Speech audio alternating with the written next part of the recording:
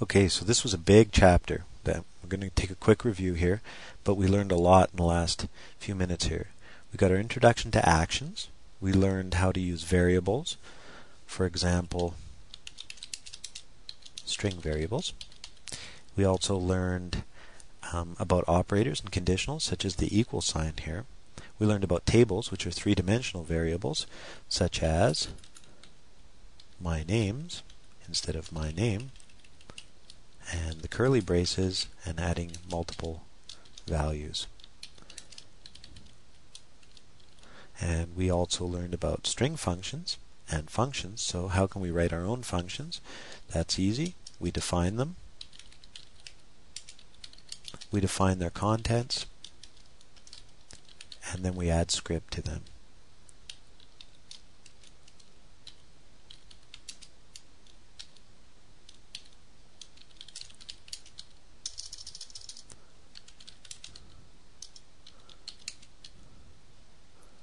Oops, there we go. And we'll preview that by making a quick call to our function, and we just do this by way of review. I'm going to move my script editor up a bit and put a couple spaces in there to make it more readable, and we're going to add a couple numbers.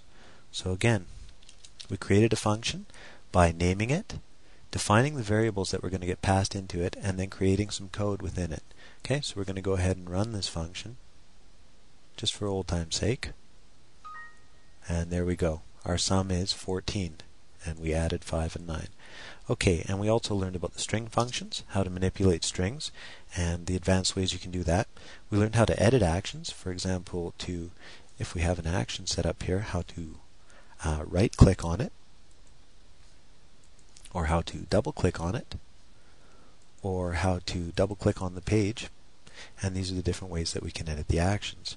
We also learned about the script editor, how to set up our editor settings in our window properties here, and how to set up basically a script file from here. We can go Advanced, Open, and select a Lua script file, as well as how to insert an object reference, add actions, cut, copy, and paste, and so forth.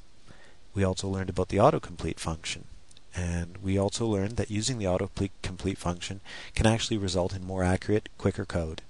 And let's see what else. We went through the script files, so we went ahead and we added an application run script file action. There it is. And we learned how to point that at a script file and run that.